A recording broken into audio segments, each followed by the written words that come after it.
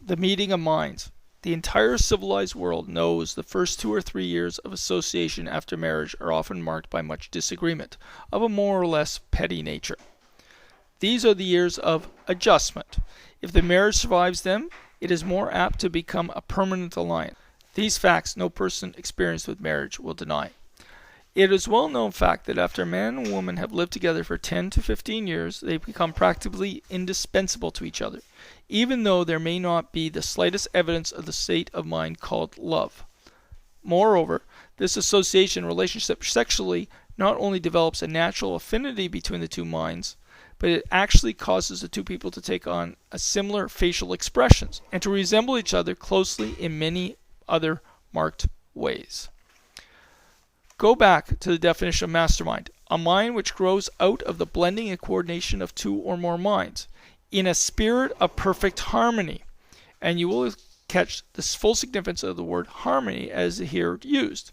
Two minds will not blend, nor can they be coordinated unless the element of perfect harmony exists, wherein lies the secret of success or failure of practically all business and social partnerships.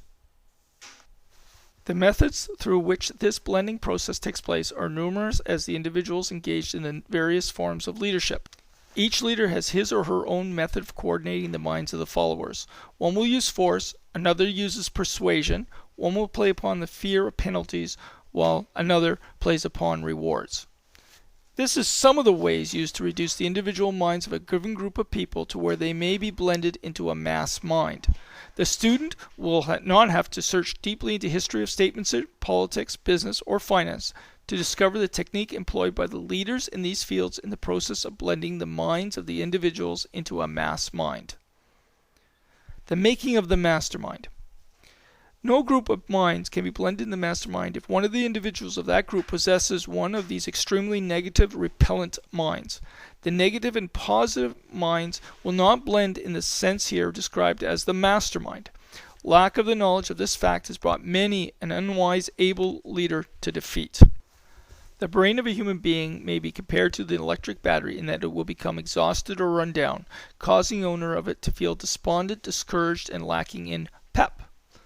Who is so fortunate as never to have had such a feeling? The human brain, when in this depleted condition, must be recharged, and the manner in which this is done is through the contact with more vital mind or minds. Let's look at some examples of mind chemistry in action. We come now to the study of some well-known men who have accumulated great power and also great fortune through the application of mind chemistry. Let us begin our study with three men who are known to be men of great achievement in their respective fields of economic, business, and professional endeavor. Their names are Henry Ford, Thomas A. Edison, and Harvey S. Firestone.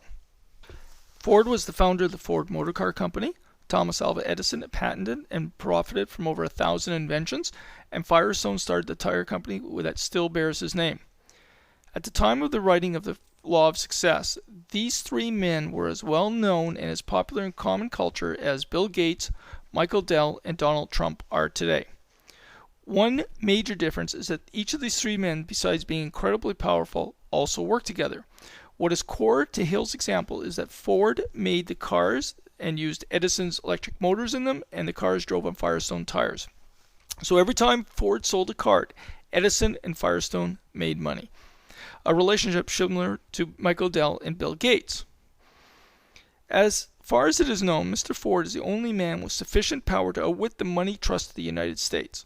Mr. Ford gathered millions of dollars with as great ease as a child fills its buckets with sand when playing on the beach. It has been said by those who are in a position to know that Mr. Ford, if he needed it, could send out a call for money and gather $1 billion and have it available for use within 1 week. This is the equivalent of getting $1 trillion in 1 week right now. No one who knows of Ford's achievement doubts this. Those who know him well know that he could do it with no more effort than the average man expends in raising the money with which to pay the month's rent. He could get this money through the intelligent application of the principles on which this course is based. When Mr. Ford's new automobile was in the process of perfection in 1927, it is said that he received advance orders with cash payments for more than 375,000 cars.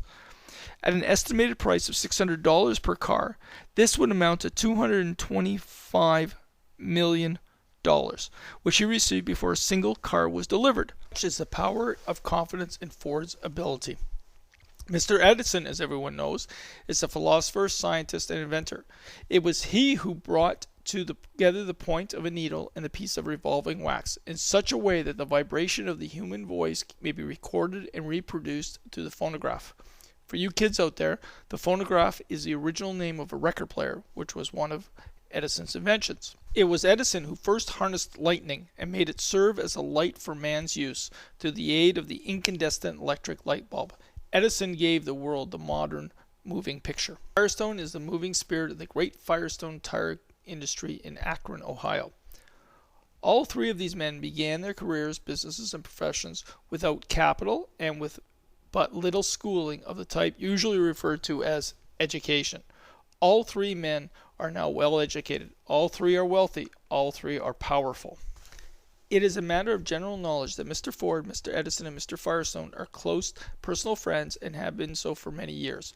That in former years they were in the habit of going away to the woods once a year for a period of rest, meditation, and recuperation. But it's not generally known, and it is great doubt if even these three men themselves know it, that there exists between the three men a bond of harmony which has caused their minds to become blended into a mastermind, which is the real source of the power of each. This mastermind, growing out of the coordination of the individual minds of Ford, Edison, and Firestone, has enabled these men to tune in on forces and sources of knowledge with which most men are to no extent familiar.